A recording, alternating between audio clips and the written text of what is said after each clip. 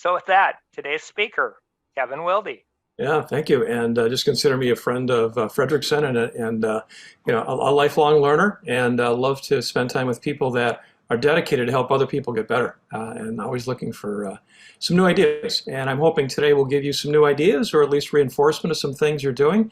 But at the very least, if you're in the Twin Cities, consider this a break from shoveling snow. So we get a little break here before the big event turns out later. But again, back to what we're going to do here. As I was invited to join this Thought Leader series, I thought, you know what? There's not just one thought leader, it's a community of thought leaders. So we're going to make this really interactive. And at any point in time, if you want to ask a question, raise a hand, put something in chat. I'll be asking you for chats as we go through this.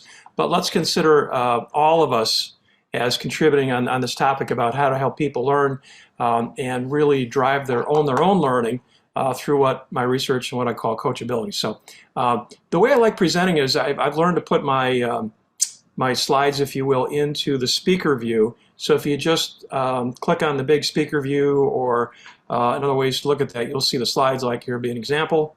So I've got just look at one slide here. We're doing okay. So today's topic: many organizations have worked really hard at building coaching cultures, and I think it's a great thing. The question is, given the effort, where are you at in the journey, and what is going to be helpful now? I've been doing some research on this topic post-book. I want to share with you some things I found, and I would put forth that one of the new tools to put in your toolkit, new initiative, is to promote a coaching culture and add this thing I'll call coachability as sort of the next ingredient. With that, three things I'd like to cover. Number one is let's just kind of step back and start with, okay, let's talk about what is this coaching culture thing.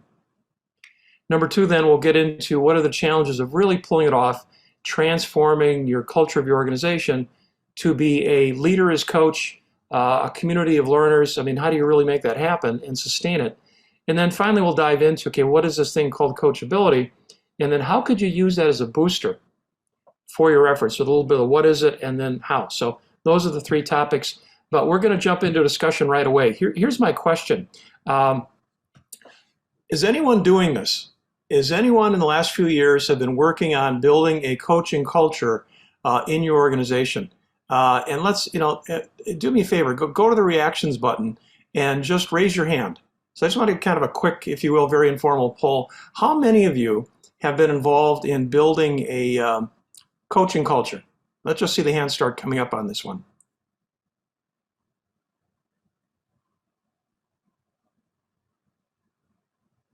This is great. We're getting an army. So I've got according to this, 24 participants have raised their hand, and I'm sure there's more. But here's my question for those of you that have done it, or those of you thinking about it: why? Why do it? Why put your time and effort in building a coaching culture? So for the 20, 30 people that have raised their hands, could you please go to chat and answer that question? What are you looking for by building a coaching culture? What are the benefits? What are the things you're trying to do? So I've got Cindy, better outcomes. That's always a good starting place. Joyce, leadership development, better development, engagement. Feedback, helping for development and improvement.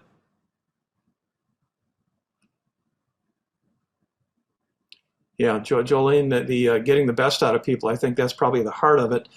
Sales growth, that's always a good thing. I like Bridget's happiness. We could use as much of that as possible. Okay, succession. People don't want to be bossed, they want to be coached. Interesting insight. Cindy's got retention. So I think you've hit a lot of them, but I've been working a project with the Institute for Corporate Productivity, looking at what's the state of the practice on coaching cultures and where do we need to take it from here. You've listed a lot of the benefits, and I appreciate that. The one thing that, just to give you, I'll give you my version of what I found, is first thing, this was an ATD study that was done a little while ago with I4CP, and they were looking at high performance companies, so not just companies, but those that were performing well in the marketplace, customer satisfaction, sales growth over a number of years, profitability, et cetera. And when they said, what are you doing to build a coaching culture? the number one response, this might be a little too small to see, was we're training our managers to be coaches. So you're on the right track in terms of if we want to have a great learning organization to perform, coaching is the big deal. In the literature review, I found that obviously companies that are doing it well, getting higher levels of engagement, are doing better succession planning or capability building. I think it also supports a lot of initiatives, whether it's, again, agility, whether it's DE&I, belonging efforts, agility, all those things benefit if you've got a group that is coaching and is interested in learning and development. So there's a lot of good reasons to do this.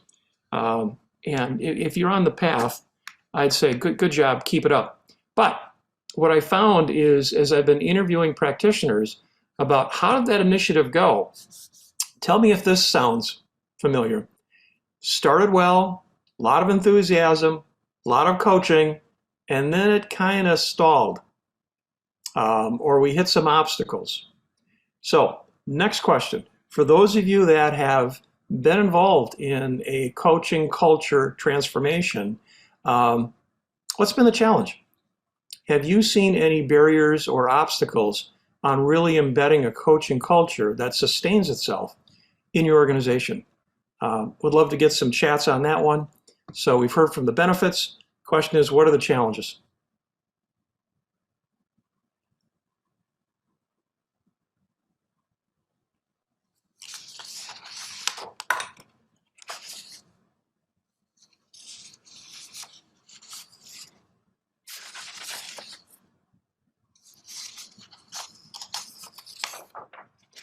Yeah, I've seen some familiar things there. Could I ask a couple of you to come off mute and just tell us a little bit of what you put in chat and give us a little more background to that? So again, could one or two of you come off chat, share with what you've seen as some of the barriers or obstacles of building and sustaining a coaching culture?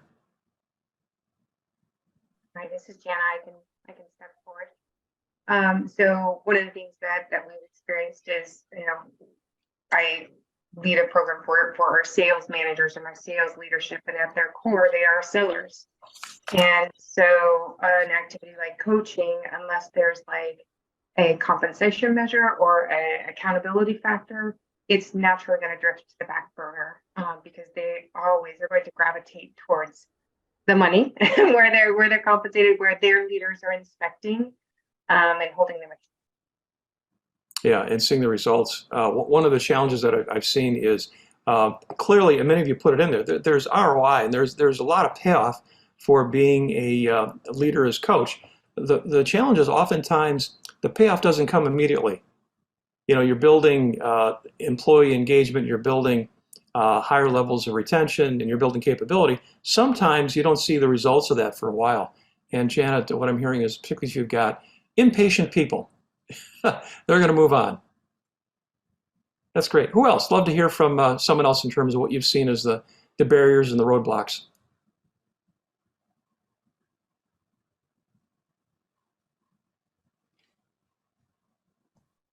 This is Krista. I think a lot of what I'm seeing in the chat is what I have experienced, is that they look at it as a spend of time to coach, and they don't see it as just a way of having conversations. So we've been really focused on how to make that shift into a habit in your day-to-day versus have it be this separate thing. Oh, I have to go have a coaching conversation now, and now it's going to take me so long and I'm not going to get my work done.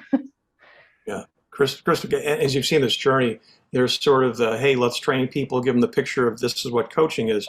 And what gets in the way is that they see it as an addition, like, okay, where do I put that in my calendar? When is it time to coach as I'm doing these other things? And what I'm hearing from you is you have to turn that into the natural habit. And the trick is, how do you do that? So I'm just curious, Krista, if you could go a little more in what are you doing to help people overcome that perception that it takes time and it's an extra thing as opposed to it's naturally how I should do things? Yeah, well, the first step, we use Inside Out Coaching at my company, and we initially rolled out a pilot with it and found that there were struggles with implementing and building a habit. So in our next pilot iteration, we built a full sustainment journey for 4 months to continue with micro learning.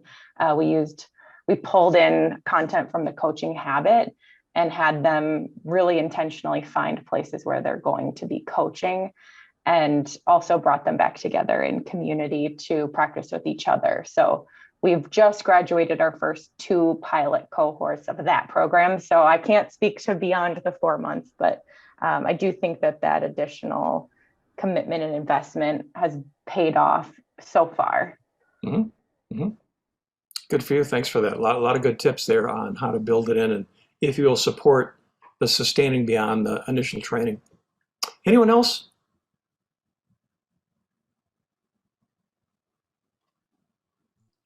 Let me, at this point, again, feel free to break in at some point. Love to continue to compare notes on if these are the obstacles, what have you done so far? But the things that and I think it was just mentioned that the 5 things that I've seen in interviewing leaders and looking at those that have succeeded with a coaching culture or not is, number one, it's a long road. And it's not one of those, we're going to do a program, everybody's going to train, and then we're done, and we're going to move on to something else. I had one leader that did sustain it, that multiple year initiative. So if anyone's going into this thinking that, okay, I'm going to do this, and then we're going to be done with that, and then we're going to move on to something else, this one takes, if you will, care and feeding over time. And I think it can morph to what is currently relevant to your organization. So in other words, while coaching might be a thing, what else you've got going on, you could say, and this coaching is going to help us do that. And so that earlier point about training managers and leaders to coach, but then also having them identify, well, when would I do that? And how does it help my effort? So first barrier I've seen, if it's seen as a short-term initiative, like, no, this to really flip the mindset and habits of leaders, it takes times. And per the example, multiple efforts to make it work. So that's if you will, barrier number one, and way to frame it is we're going to invest in this over time. Number 2 is managers think they know how to coach already. And even if they've gone into the training, it's like, oh yeah, I know how to do the coaching thing, no problem. And instead, what they're thinking about is I'm giving advice and I'm directing. So that can be a barrier too. And so really to open their eyes about the difference. Yeah, Jenna, coaches need coaching. Okay, you're reading ahead. You're reading ahead on my slides. But barrier 1, this takes time. And it takes multiple efforts to really seed it in. It's worth it. But the first thing you've got to do is really help managers understand in their own way, this is different. This isn't just what I'm normally thinking of coaching. Third barrier I've seen is they fall back into old habits, right? So as we know, coaching is a lot about helping the employee solve the problem. You're there to facilitate, guide them, whether it's the inside-out methodology or some other. There's a bit of a structure on how to guide the conversation. There's great questions. There's manager as listener in a deep way. All those things are important. And you can train people to do that. And then they go back to the office and they get busy and they fall back to old habits of directing, giving advice, or, you know what, I'm going to push off the coaching thing because right now it's all about performance. And if they don't see the connection with performance and coaching, they can easily fall back. So the word was mentioned earlier, I love that it's both Michael Bungay Stainer's book, The Coaching Habit, is you're not just teaching technique, you're really trying to influence a habit. One of the companies that I studied that's doing a very good job on the culture transformation of coaching is using some of the new software methodology to nudge leaders to coach. So in other words, in addition to teaching it, giving them the why, is over time sustaining that with nudges so that they continue the new habit and not fall back to the old habit. Okay, next one I've seen is most managers have not experienced really good coaching. And so even though you might describe it, they've never benefited from it. And furthermore, the manager they're reporting to may not be the best role model. So I think that's a barrier. And one of the questions that I've asked is, so where are you intervening? Where are you looking to make the biggest difference when you're trying to build a coaching culture? And I saw one organization that essentially came in at frontline leadership. We're going to train all of our new leaders and all of our frontline leaders. They touch more of our employees. We're going to make them great coaches. And they came back 6 months later and realized we need to train their managers, not only to be good coaches, but also to, if you will, coach the new coaches. And that accelerated the development. So in addition to multiple year, it might be multiple levels that we've got to get people to experience what coaching is. I was talking to Francois Raymond the other day. He used to be head of all of coaching for Ford, and he was involved in brokering for the company, all of the coaches. And one thing he believes is once a leader's experienced a professional coach, they have a very different mindset of what it means to coach their employees. Now, we may not be able to afford that, but that, again, the barrier is if you've never experienced it yourself, or you're not getting it now from your manager, that's going to be a barrier. And if you can find ways to give them that coaching experience personally, and we'll come to that with my material, that's a barrier. Okay, the other one is things just move fast. And I think we run from one thing to another, and certainly, I had a slide, I'm not showing it here, but one of my favorite slides is from the state fair. We were playing that arcade game of whack-a-mole, right? You're hitting one mole down and the other one pops up. That's kind of our world nowadays. We think we've got things settled, we're moving ahead. Now there's a change, something new is going on. And sometimes we leave coaching behind as we're paying attention to the new thing. So a lot of barriers there. And again, I think for that last one, knowing that it's kind of a longer journey, is always try to make it relevant to what's currently going on, or pair it up with what's important now. Because I do think coaching and a coaching culture pays off in many ways. And again, there's a lot of good research on that. So knowing the barriers, knowing this notion about you need something to keep it going, what I'm going to humbly offer here is how could you use this concept of coachability to sort of be the electric plug that kind of fuels up the EV? Like how could this be part of where we're going with the journey next? So with that, let me kind of go into some things. And what I'm trying to do here is kind of hit the balance. So oftentimes when I'm seeing culture transformation on this effort, it's always about how do I give the manager skills and the habits to be a coach? And if you will, I call this is the supply. We don't spend as much time on the employees at all levels. These could be leaders of leaders, to what degree that the demand is there. And I interviewed one organization that, came through with, we did this first, and now we're coming back with some of this. And that together makes a big difference. So let me kind of go through some things. Okay, so here's my journey. So you may have seen this before if you've seen my presentation, but essentially my research started a number of years about career derailment. And in my old role at General Mills, I would meet with the senior team. We'd do talent reviews, and we have a lot of great success as they do now with talent. But I started noticing that there were some names that used to be on the high potential list that weren't on the list anymore. And so I started saying, in addition to studying success, maybe I should track down what was the accident and how do we avoid that in the future. So I started doing postmortems on the leaders that weren't making it, those that career derailed, etc. And the one thing that stood out for me is when I went to their personnel file and I looked at their last leadership 360 of record. One question stood out. There was one question that they scored significantly different than my successful leaders. And it's this question. Does that make sense? Derail leaders, I think they got blind spots. If you will, they've lost their coachability, and it got them into trouble. And so I started studying this, and one thing I found is collectively, they were 30% lower on that question. Now, these were talented, hardworking people. They had track records of success, but at some point they were over their head. So having studied derailment, I started shifting to, that's the accident. How do you avoid the accident? And so the research I've been doing that led to this coachability book is what would be a fresh look at this thing called coachability, and how would you build that with your leaders? So this is just for a pause here. This is my definition. So here's a coachable leader. First, this is someone that values self-improvement. By the way, leader at all levels, and we all have leadership roles. Value self-improvement, that's the mindset, the growth mindset, etc. Operates in their learning zone. We'll come back to that. And then they stay in their learning zone by a set of practices. And at first what I did was I interviewed 50 executive coaches to talk about when you see someone who's really coachable, what do you see?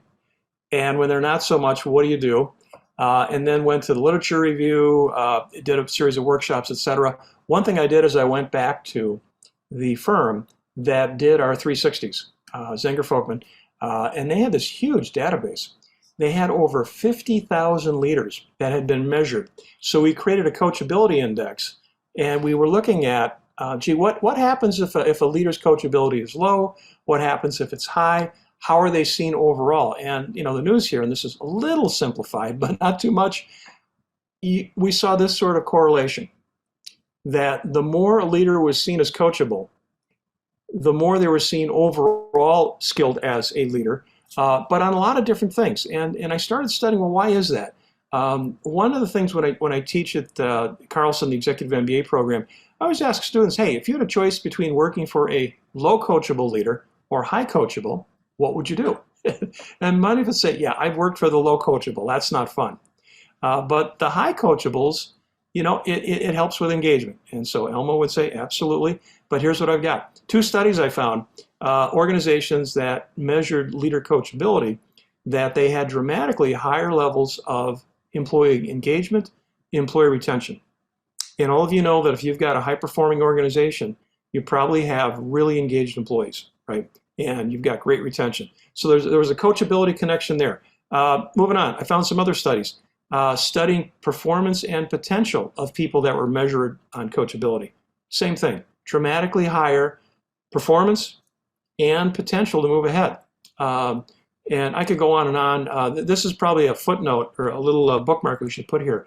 One study I saw, and I'll be careful as I explain this, the leaders that were seen as more coachable were rated dramatically higher as coaches. And the reason I'm noting this is oftentimes when I'm seeing interventions to build a coaching culture, what they're doing is let's train the manager to learn the skills of coaching, which are important. If I had a choice, I would start the coaching session by saying, congratulations, we're going to work on coaching. Here's your assignment. Go out and learn something. Go out and work on some self-improvement. Get some feedback. And then come back and let's talk about the experience. So in other words, we'd put them into the coaching, seminar by being a coachee, if you will, experiencing that first. The ones that are good at coachability improved. Final study I saw, this was a 300 pairs of employees versus managers. They looked at the importance of the manager skill versus the employee coachability, and on everything from performance, potential, agility, transfer of learning. The coachability of the employee mattered more to those outcomes than the skills of the manager's coach. Now, I think coaching skills are great, so we should work those things. It's just we don't pay enough attention to the other side. And so my premise is, if we were to continue to build a coaching culture, why not build in more of the good things? And the good things in coachability, as I mentioned, blind spots, you avoid blind spots, good effectiveness, engagement, performance, etc. But here's the tragedy, that we also went back to the database, 50,000 leaders, coachability, low, high, by level. What do you see on this chart? This wasn't for derail leaders, this is all leaders. Yeah, and by the way, let me show you the chart. We also cut it by age. What does it look like? Kind of like this. So other studies have shown that, the longer you're in a role, long tenure roles, more ambiguous, demanding roles, as you move ahead in leadership, the premise is your coachability kind of declines. Now, for most of us, that decline doesn't mean we're going to get derailed, but less effective.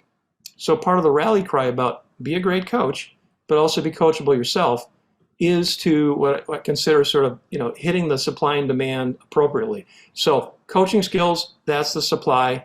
The demand is, do I want to be coached? So one thing I did in the research for the book is I went to Google Apps, where you can measure the popularity of searches. And so I put in 2 terms. How do I give feedback? How do I receive feedback?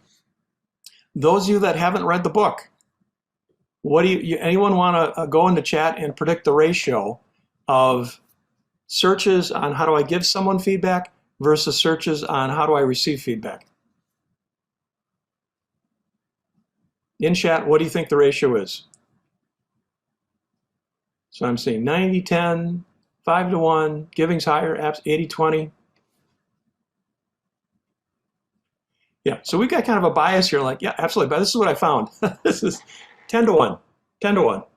So for every one lonely search on how do I receive feedback, there were 10 searches on how do I give it. And I did the same thing. I did a 90-day search of blogs and articles and podcasts. Google also has like 100 years of, they scan books in, so it's called Ngram. And right now, ratios are the same. Recently, they've added a new feature on YouTube. If you want to have fun, you can look at the popularity of YouTube searches. Same thing. It's about 10 to 1. So now I realize giving feedback is hard and we want to get good at it, but I think it would be easier if the other side had spent some time studying how do I receive it, right? So you've got, again, a little more of the balance there. By the way, for fun, you can also cut it by, I always have to do this, we can cut it by state. And so in the state of Minnesota, all of the searches were on how do I give feedback. Nobody in Minnesota at the time was searching on how do I receive it. So I always tell my friends, be careful when you come to Minnesota because someone's going to give you some feedback. Look out. And again, it's hard, but it's kind of out of balance. And I think we would help our managers be better coaches if we would increase the interest and demand, if you will, on being coachable. So how do you do that? And so here's where we're going to get, to me, the heart of the matter and where we're going to do a breakout. So warning, we're going to do a breakout right here. And what I learned from my research is coachable leaders value self-improvement, but then they operate in what I call their learning zone.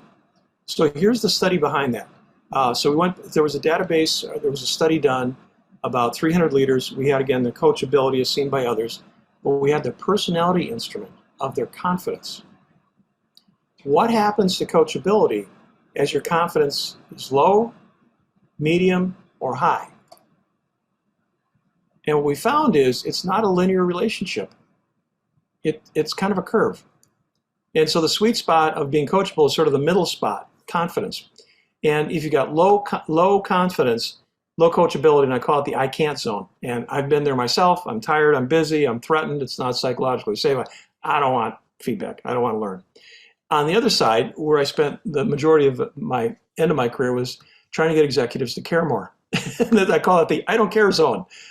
Too much confidence. And so the sweet spot on learning is getting them with enough confidence to learn. I know many of you professional managers and trainers out there know that you have to build learner interest and confidence so they're willing to consume and learn the new material, but also that let them know that, hey, there's a gap here. There's something you need to learn. And so the big question is this. I'd like you to, we're going to do a breakout here on what I'm going to call learning zone. And I'd like you to kind of compare notes on two things. Number one, if you think about your own experience with learning zones, maybe let's say in the last month, okay? In the last month, were you in your learning zone? What helped you be in your learning zone and what pushed you out? But then let's elevate the conversation in the breakout, which is how do we boost our culture so that people are more operating from their learning zone? What can we do as an organization? What can we do to help teams out so that they're operating more in their learning zone? So those two questions, what I'd love to do with a little bit of help here is let's kind of break out rooms of 3, just randomly so you can meet some new friends. Let's go for about 7 minutes if we could, please. And again, two questions to talk about is what has been pulling you in and out of your learning zone? And then also, how could we intervene to support people being more in their learning zone, if you will, being more coachable? Any questions on that? All right, based on the chat, we've got some really smart people here, so this should be a really good breakout. So if we could, groups of 3, 7 minutes, those two questions, and we'll come back and talk about what you found. Everybody's back, thank you. So this is the time that we're gonna do two things. Number one, if you were in a breakout room, could you share one thing that caught your attention? So in the chat, just put in, here was the insight, here was the best idea, or it's just something else that was shared that you'd like to put out there that we could consider. So again, let's go to chat, get the collective wisdom of all of us as thought leaders on the question about the zone, and then how do we promote that in our organization.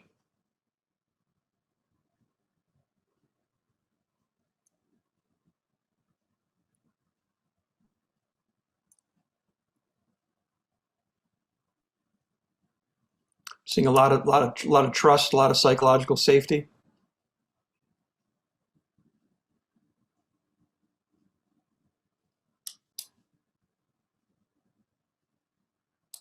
Good things. So again, let's kind of pause here and love to get, again, a number of you coming off mute, represent what you talked about in your breakout group, both individually on zone experience, but also where we're headed is organizationally, what do you do to help people, if you will, build that coaching culture by being coachable and being in their learning zone?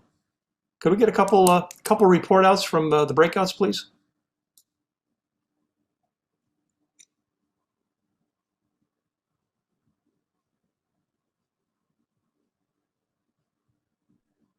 Apparently we suddenly got very shy, but the breakout was excellent. It was great talking with the group.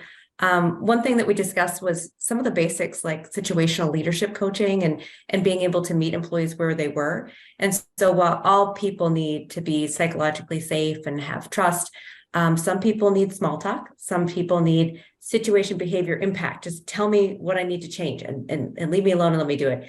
Some are captains of teams, and some need lots of constant handholding based on their tenure in the role and meeting them at their sweet spot, not just making sure that we get met at our sweet spot as well. Mm-hmm. So if you will, what I'm hearing is that how do you both promote it given a variety of styles, situations, and needs? Mm-hmm. Yeah, great. Thank you. Oh, you got a thumb up. That's really good. So, all right, Danielle. All right, who else wants to come off mute and potentially get a thumbs up? Joyce said I call on Mara. We had a great discussion with the three of us. I think we talked about, how to get open to be, in our learning zone and what that means and some of the things that hinder it, like not enough time or, how am I going to react? When I am in my learning zone, I ask and I don't get a whole lot from it. And we talked about asking for feedback, maybe in different, getting in our learning zone and being open and asking in a positive way, when we're in there for feedback. So how might I improve, or how can I be even better? Some of those things. Yeah, and if you will, bringing those questions up. Hey, Krista just put a comment in. I thought if you could come off mute, love to hear more thinking about this. Self-coaching, because I think it does kind of link into coachability. Could you tell us more about that comment? Yeah, well, we had someone in our breakout room who was really brave and said, hey, I'm actually here because I want to be coached more. And that got me really thinking of, you're really depending on the leader to do this. What if you're somebody in an organization who your manager isn't doing it, and now you're kind of reliant on that? I know Inside Out Coaching has a module called Breakthroughs, and we haven't done anything with it, but just the idea of self-coaching or giving them the tools. I'm wondering if anyone's done anything around it, and if there's any tie to coachability, if they're asking themselves reflective questions, would that help them be more coachable in those conversations? Yeah, great question. Anyone want to share where you've tried that, or you've got some ideas or tips? I'll jump in quick.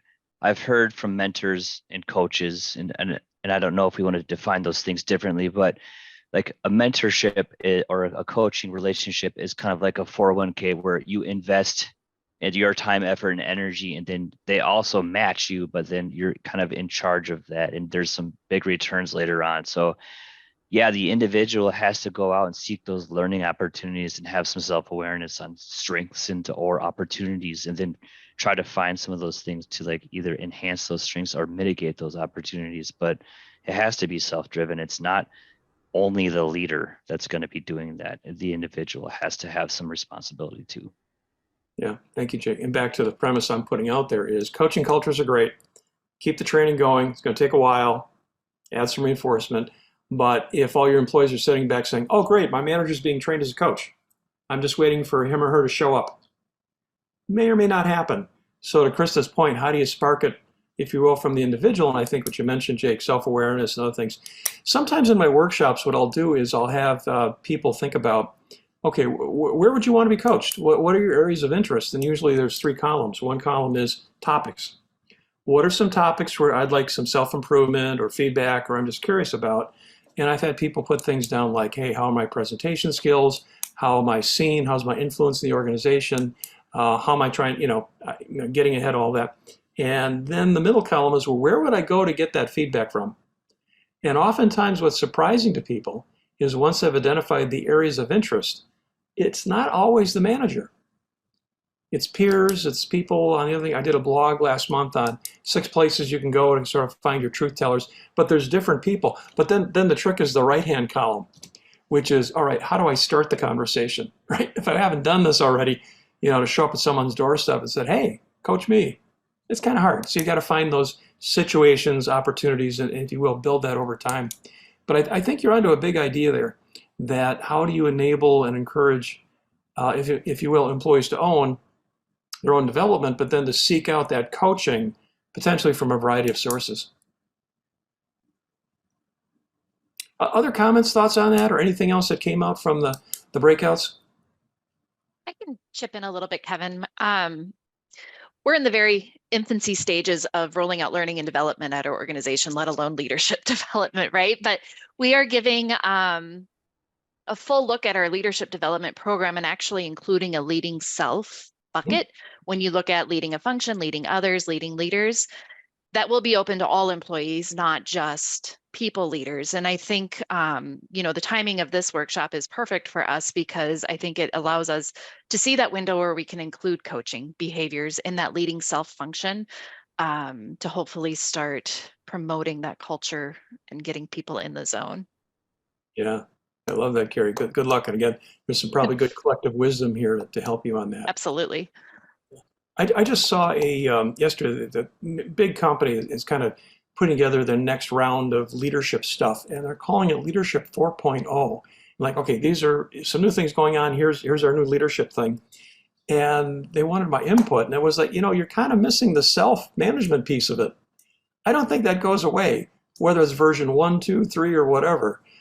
So I think you're smart to put that in. Well, great things coming in chat, and I'd say keep that going in terms of insights. I'm going to give you just 5 thought starters, and I'll be pausing at points to say, hey, would you want to add on this, or was this something you talked about? But if the premise is coaching cultures are great, they're hard to do, you got to keep at it, you can have great progress over time, and maybe coachability is part of that formula moving forward. 5 ideas. First one is communicate it and promote it. And Mara, I'm going to call on you in about 30 seconds here, because I think the notion about, we don't ever talk that much about coachability. And at the beginning of this seminar, many of you put in some great questions for candidates on coachability. I mean, really insightful things. So to take those, like, what's the nugget behind that? And how do you build that into, as you're talking about the values of the company, or what you expect of leaders, or visible leaders, and having encounters where they're showing their coachability? I think communicating this nugget, that it's not just all about the supply of coaches, but if you will, the demand of you owning your own development and getting good at getting coaching from a variety of places. That helps. Maura, you've got a story that I've heard before on a webinar. I'd love to ask you to share. That's an example of how one promotes coachability, and it was from an encounter you had when you joined the company. Right. So I joined Red Wing Shoe Company almost 4 years ago, and the CEO at the time asked me, he met with a lot of the new employees, and he said, your assignment is within the next 30 to 45 days, I want you to give me feedback and tell me good, bad, or ugly. And I'm like, really? You really want to hear that? And I felt, kind of put on the spot, but I went back and shared some things that I observed, and completely open. And I was shocked that a CEO would ask, and he did this to everybody. He asked everybody who started that he met with to come back with something good, bad, or ugly. And that just kind of set the culture at Red Wing Shoe Company, that we were the highest leader was open to feedback and coaching. And now we have a new CEO, and she's also extremely open. It's the culture that we have at work. You built it in. That's great. Anyone else have a story or where they've encountered or they've seen a role model leader showing coachability successfully?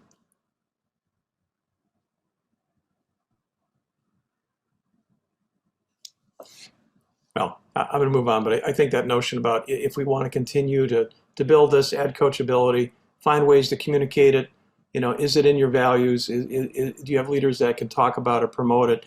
Even talking about lessons learned.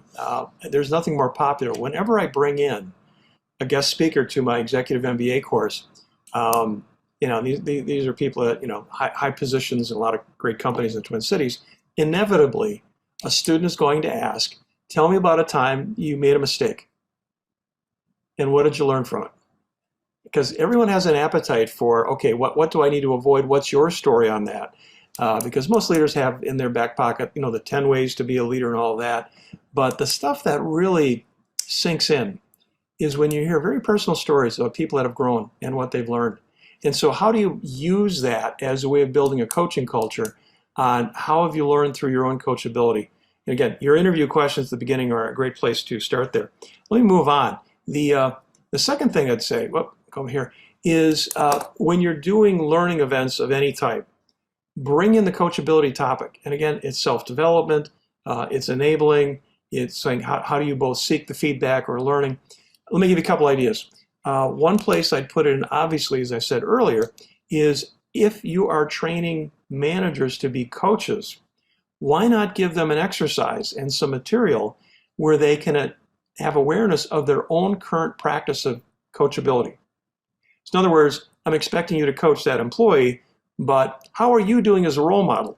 And give awareness to that. And again, I've got my modelers, others out there, but have them get awareness of what coachability looks like in practice and have them think about, am I modeling the thing that I'm trying to encourage for my employees? So coaching training is a great place to go. New manager training. As much as new managers are trained on lots of different things, tapping into their own coachability and getting that going early in their journey, I think would be very powerful. Because again, Kevin's chart is, don't do anything about your coachability, and here's what's going to happen over time. It's just going to go down. And say, hey, what are your habits and practices you might have right now to be a great coachable leader? And how do you maintain those? And what are some new ideas on how to do that? New employees. If I was in charge of new employee orientation, I would probably spend less time on company heritage and values. Here's the booklet. You can go on the online site. Here's that. I would teach networking beyond the obvious, because oftentimes a new employee will have, here's who you need to get to know. But as you know, a lot of the difference in performance is to what degree you connect and you have these rich resources around you for networking. And I think part of that networking is how to maintain your own learning in the company. And so coachability, I think, would be a place to go in there. And there may be other places, but back to the, do you offer learning support over time? Let's take the earlier example. So you've trained your managers to be coaches. They're out there doing it. You're doing check-ins. You could do check-ins on their own coachability. What have you been learning lately? What feedback questions have you been asking lately? How can you share your own learning or interest in learning with those around you? Just ideas there. How do you really add a learning support? We're in an era of measuring. And so I think this notion about how do you embed it into your metrics? How do you think about it in terms of your sensing of what's going on with the employee experience? So very classically, when I've seen companies go for a learning culture, they have certain questions that they put in their engagement surveys or sensing tools. Things like, my manager supports my learning and development. My manager effectively coaches me. Great questions. That'll give you a sense of the supply. What happens if you were to start putting in a couple questions on the demand side? In other words, their own coachability. So I'm going to throw a few out there. They're not perfectly wordsmith, but imagine if you've got a metric and a dashboard on your employee population reporting on, I actively demonstrate I value self-improvement, continuous learning. I consistently seek feedback from a variety of sources to improve. I openly listen to feedback and respond, constructively. I reflect regularly on what I'm learning and how to apply feedback. I take steps to improve based on feedback and learning. And again, you're going to get a baseline there if people are just answering it. But I think the trend line would give you an insight on your culture of coachability. So, and again, go back to the beginning of this chat. There were a lot of great questions that I think could be sensing questions, and not just how's the behavior of the leader as coach, but how is everyone doing on their own coachability? What would they report there? And then related to that is, and we talked about selection. So do you have a coachability question in your competency list as you're looking at candidates? And if not, why not? And think about it. I'm trying to build a coaching culture. If I'm bringing people in that aren't all that coachable, that's not going to help.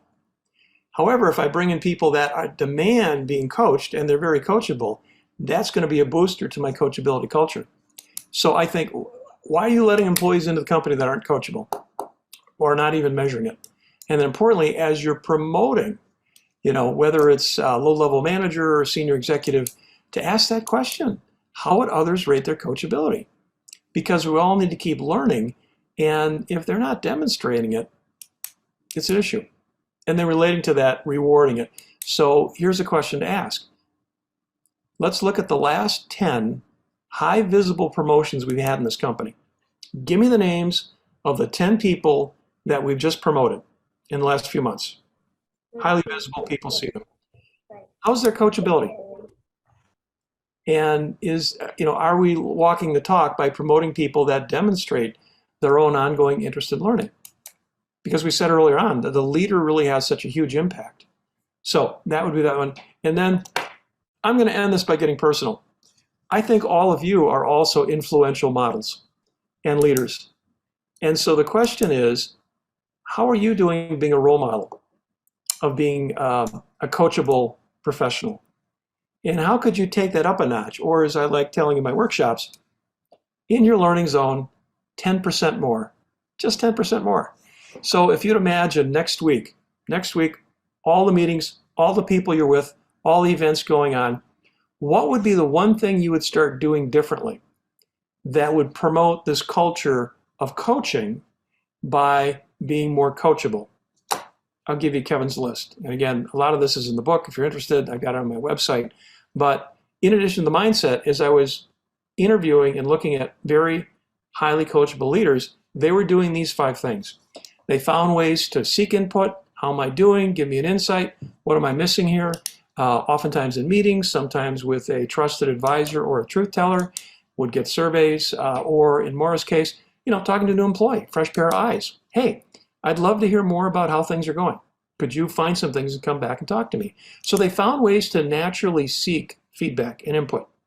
Secondly, they got very good at responding openly. And we all sort of get defensive when you get feedback, and I do too. But they found ways of staying in the learning zone and listening well. So the question is for next week, if you want to work on your learning zone, what's a bit of feedback you'd like to get that would help you get better? Who would you get it from? And as it's showing up, how do you respond in a curious, open way? Highly coachable leaders find ways to seek it, respond to it, but then they take time to think about it and having that safe space to explore, what does this mean? What can I do? And then finally, they take action on it. So again, back to the, to me, tip number 5, how could you demonstrate and build your coaching culture by being more coachable next week and finding ways of responding and acting that I think would really build the world. Okay, so one more time. If you think coachability would help you in the culture, find ways to communicate. Here's what it is. Find leaders that can promote it, demonstrate it. Secondly, embed something in your training programs that spark that interest and curiosity, that role modeling, that awareness. Here's what coachability is. How do you build that in for coaches, for managers? Thirdly, think about putting some coachability questions into your assessment process, your engagement surveys, to just get a pulse. And oftentimes, the value may not be in the number, it's asking the question. And if employees start seeing that coachable questions are showing up, that reinforces the culture. Put it in your selection process, find ways of rewarding it, and then finally, how can you be the champion of it? Okay, let me pause here. questions, or anyone want to share anything that they've done to help build that coaching culture through Coachability? Maura, you had your hand up? Please. Yes, I wanted to share. So we've really embraced coachability at Red Wing Shoe Company. I think the catalyst was, I don't know, was it 2020 or 2021 during like, I think an online leader summit in the summer. And a colleague of mine, Helena, and I were both on, and we're like, oh my gosh, this is the cool. I mean, we need to dig into this. And since then, we've done a number of workshops. We've rolled coachability out to our retail leadership team, and it's catching on. We're incorporating it into our leader accountability of what's the Red Wing way of how to be a leader? Well, part of that is coachability, and we're incorporating coachability into our leader development programming and how we do things. I think it pairs very nice with, we're also a strengths based, so Clifton Strengths, and coachability pairs really nicely with Clifton Strengths as well. So I can't speak highly enough of coachability. We've bought books for people, and I will say it's one of the most, people were so engaged and so motivated by the coachability. Great feedback, and we're seeing great results. Great, happy to hear that. And you've been a great partner on building it up in terms of bringing it to life. I'm just going through the chat. Angie, you've got an interesting, Angie Elliott. Could you come off mute here? You talked about 6 critical practices that it sounds like there's a nice link to coachability.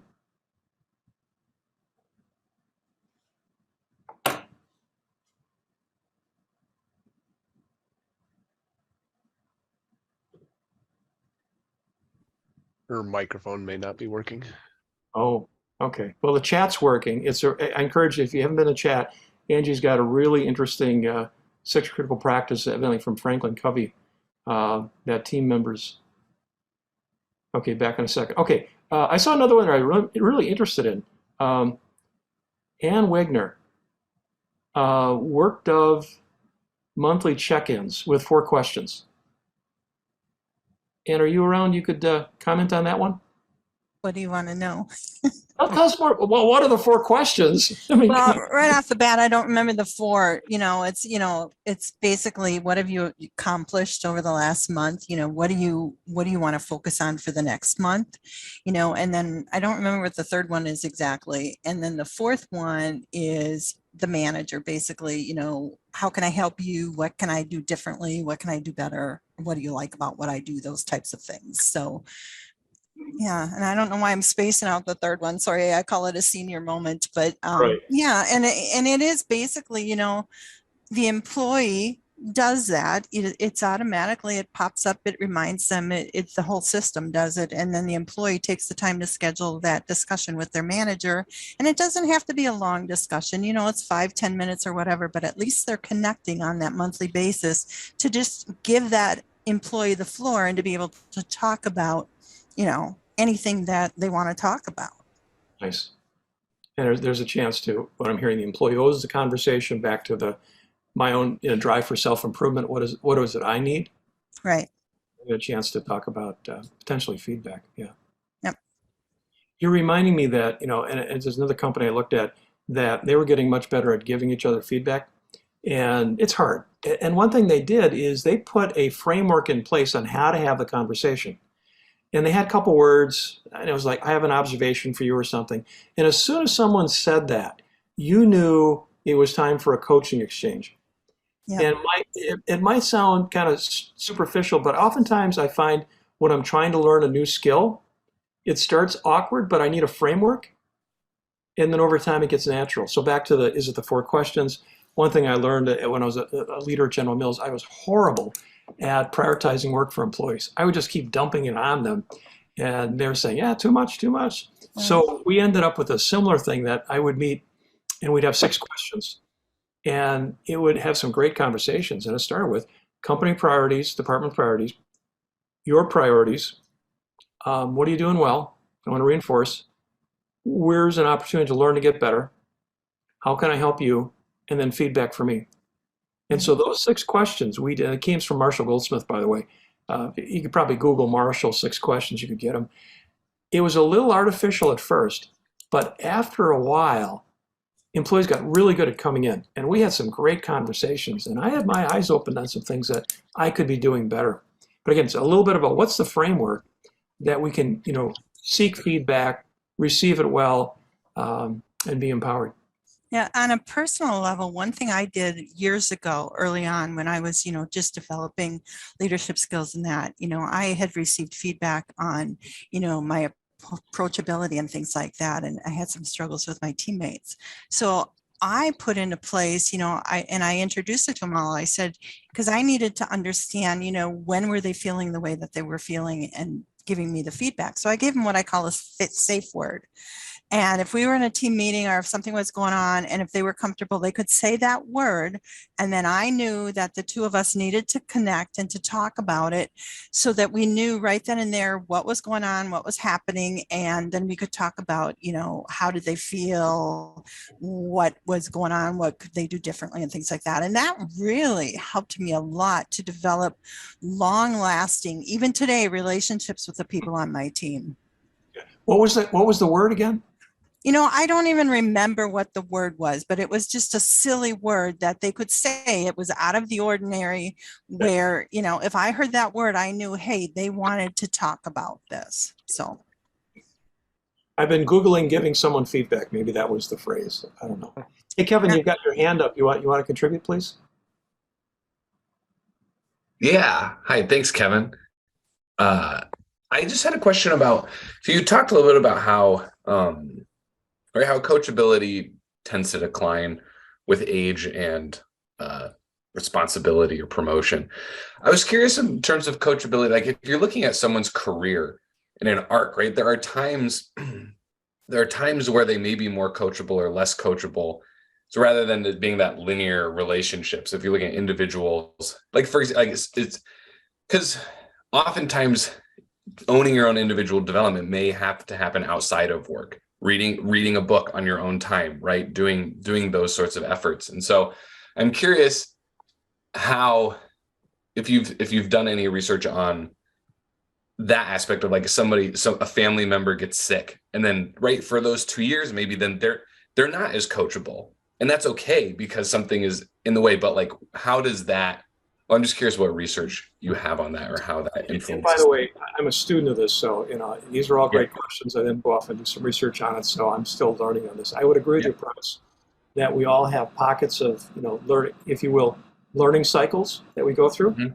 And other times it's kind of a low cycle. You mentioned it. I mean, there's a lot of stress, and I call it, okay, you're out of your learning zone.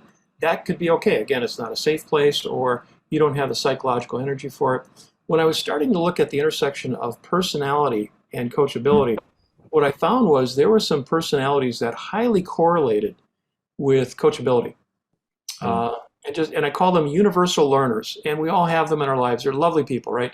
They want to know everything about everything, and they're always open for new ideas, right? Universal. And then there were people that weren't that, but they were still coachable, and they were what I call them on-mission coachable, right? I don't want feedback on everything, but this is the one thing I want to know now. And we're very open for feedback. And what I try to do in my coaching is, okay, how do we establish that? And then how do we kind of open the zone a little more, right? So you're right, there are seasons to really work on self-improvement where it's easy, other times it's harder. But I think that trend line is probably true in the aggregate. Yeah. But the good news, back to the study in the book, I found highly coachable leaders at all levels. There was the exception to the rule at the CEO level, senior leader level, et cetera. And those people just had different habits. And again, it correlated with so many good things. So it's always, okay, so be aware of where you're at in your learning zone. How do you do it a little more consistently, and where would it add value to you or your team? Where I'm taking this with this discussion is not just individually, but how would you promote that for teams? How can teams be more coachable or have more psychological safety to allow coaching conversations to happen? And then how would you reinforce that in a larger culture? So fascinating. Hey, Sherry. Kevin, Angie's available too when you want to come back to her. Okay. Whoever would like to go next, feel free. Yeah, that's no problem. I just threw it all into the chat about the 6 critical practices. And so they're listed in order. And the one that's kind of related to what I was sharing with Kara is that the holding regular one-on-ones, it's not just you holding them. In fact, they encourage that the team member sets them up so that they feel in control of the agenda and that they set the agenda about the things that they want to talk to you about. And this is really their space for their development. And that's where, as a leader, we come in and we ask some of the questions like you've been suggesting and others have been suggesting. To help bring out and coach them through any challenges that they're seeing or where they could have done something differently based on an outcome that they had. That's like one of the main things that as soon as a person moves from individual contributor to a people leader at Hormel, that's exactly what we put them through. So it's just part of their leadership journey. Love that. Love that. And I'm just imagining that, that's great at the lower levels. Is that going on at the higher levels? That's a great question. Yeah. The higher levels, obviously, many of them have actually gone through this set of content. They actually have one called 4 Essential Roles of Leadership, which is for directors and above, that kind of builds upon the 6 critical practices. And so, I mean, I report to a director and she's a great coach. So I can't say if that's happening throughout the entire organization because I don't see it as often, but yeah, that's a really good thought. I should actually explore with that. Back to the role modeling. If you want to build a culture, it just can't be for, lower levels. It's the shadow of leadership. So my book, actually, I share in the first chapter, this really strange event where I brought Marshall Goldsmith in to meet with my senior leaders. And I thought he was going to do kind of here are the 5 principles of leadership, blah, blah, blah. Oh no, he has everybody stand up and do a feed forward exercise. So picture this, I've got my CEO and senior team wandering, talking to each other, asking, I'm not good at this, help me out. And I'm thinking this is going to be a disaster. They enjoyed it, they really liked it.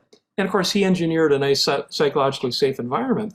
But the mystery was, that was so good, how come we're not doing more of that at the more senior levels?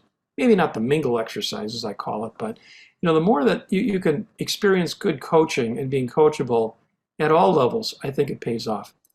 Well, we're getting down to the end here. I want to make sure we get Sherry in here. She's been patiently waiting with her hand up. So I have a question and some thoughts. So, when you're talking about high performers and you're talking about coaching, I've gotten feedback from very high performers that they say, I just hear coaching and I assume you're going to tell me how I'm screwing up. And also at very senior leaders, when you get a coach, that means you haven't, it's like you need coaching, which means you screwed up, which means that you're on your way out and this is the last chance for you to improve. So how would you create a culture where people who are these high performers are able to have the psychological safety to hear, it's not that you screwed up. It's not that we're going to tell you everything that you did wrong, that you're creating a culture where you're really tapping into their genuine desire to learn and make them feel good about themselves first. Thank you. You've added one more barrier, which is coaching seen as a negative? Mm-hmm. Yeah, that's a barrier. Well, given the collective wisdom here, let me just pause. Have others have opinions on how to turn coaching into a positive thing as opposed to punishment?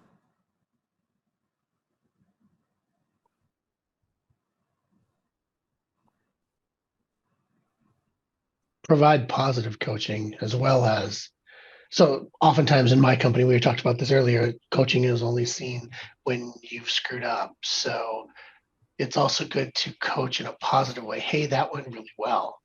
You did a fantastic job on X. If there was anything that we might want to change, it would be this. But something so people aren't always thinking, oh, I screwed up. Many of the cultures, thanks Tim, many of the cultures have invested in sort of the positive psychology, build on strengths. And I think if you could build that more into the formal and informal coaching, because I always tell people when I'm debriefing a 360, like, I know what you're going to do. You're going to look at the bad score and that negative comment, and you're going to just ruminate over that. Like, all right, when you're over that, let's go back to look at the good scores. And I always find if someone's getting promoted, it's not necessarily an absence of weakness. They might have a fatal flaw, you got to fix that. but usually they've got, signature strengths. And so I think if you could introduce that notion about, how do you take something you're pretty good at that's relevant to the company and they love doing it, getting great at it. And I found when I was doing the development at the company, it was really hard to get people that have had long tenure to think about their development. We hooked them in two ways. One is to say, okay, you're pretty good at this. Are you the best in the company at whatever that position is or that function is? Like, what if you were to be a master? What would that look like? And usually it's the stuff you love doing. So back to where would you get coaching? Where would you get training? Not just on your deficiencies, but you're good. Where could you be great? And let's invest some there. And then the second one was legacy. For the time you've got left, what do you want your legacy to be? And how would you lean into that for your own development? So again, the frameworks are a little differently there, but great question. But yeah, sure, you do have to definitely balance the fixing coaching with the invest in talent. Well, I think one thing I want to do here was give you a little bit of gift of time back. But there was one more question. One hand that just went up. I could take one more question. Yeah, Cindy, please. Sorry, had to come off mute. Just a quick question. I wondered if you had any research, like if you did more preparation, setting people up for coaching. So, Kevin, if it was a self-awareness piece, if I said, Kevin, you're going to get some self-awareness and, some of this may be uncomfortable for you, but like that piece of setting people up and getting people prepared for it, and how much of an impact does that have? Because I'm just hearing a lot of things that we do, but I'm, that piece of getting people prepared that, this may be uncomfortable for you, and also letting people know that, everyone that receives this feedback and receives this, that other people are uncomfortable with this, and, everybody kind of, getting this preparation that they, so they're more prepared for it, to get them to become more coachable if that has an impact. Yeah, absolutely. And those of you on the call that have worked with coaches know that often there's a bit of an onboarding process where there's kind of self-awareness potential. I had some hilarious times in my career where I was pulled into the boss's office. One of my executives need coaching, go find him a coach. And my question, like, well, have you talked to them yet? Like, no. Like, well, maybe the three of us should talk first before I get the coach. But back to the preparation is important.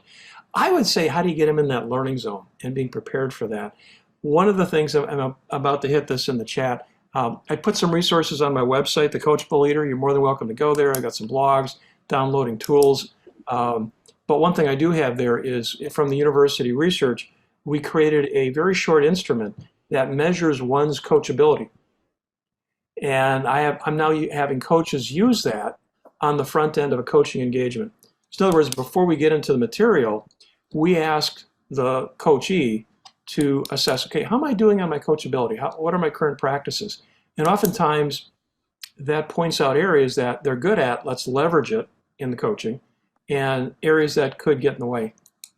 And there's probably others out there, but I think that preparation is so important too. Well, let me bring this home because we need to gas our snowblowers up and get ready, among other things. But in summary, I'd offer this. I truly believe coaching cultures pay off. My work with the Institute for Corporate Productivity, there is a body of evidence that if you can build that learning coaching culture, it pays off in so many ways. But the point is, it's a long game, and you got to be there for all 4 quarters, all 9 innings, and you've probably had a great start. You're ready. You got to have Act 2, Act 3, Act 4. I think coachability could be part of that. And that's one thing that I'm offering today. Again, we're going to be giving out the Coachability book, got the website. There might be some things in there. Hopefully you had some ideas from the 5 ways of building that dialogue more in on coachability. But I firmly believe it's the booster. And I'll end with a thank you and one of my favorite quotes that I think we're now living in the future that Eric Hoffer talked about. But the future belongs to the learners, not the knowers. So continuing to coach, and I think being coachable matters. Thank you for the time. Jay, I'm going to give it back to you. Hey, thank you, Kevin. We've got a few things to wrap up with. You will be getting a thank you, which will include a feedback for Kevin, and anyone who completes that will be put in a drawing to get one of his books. So please, we're asking people to complete that within the next day or two if you want to be included in the drawing. So please consider that. If you've read or ordered the book already, please consider going out to Amazon and writing a review for Kevin. We told him we'd plug that. And just one final thing, which we got from one of the people in the session. We really take a lot of pride at Frederickson that this is about as low a pressure sales organization as you'll ever find. We got a note from someone who said, hey, the way you guys talk, it sounds like you don't work with people outside of the Twin Cities. And so people should know that you can do that.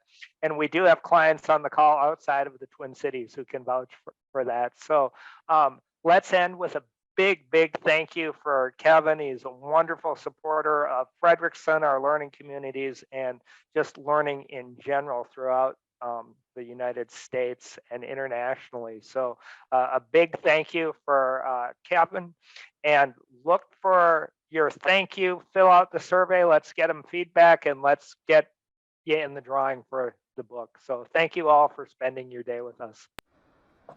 Have a good day all. Take care.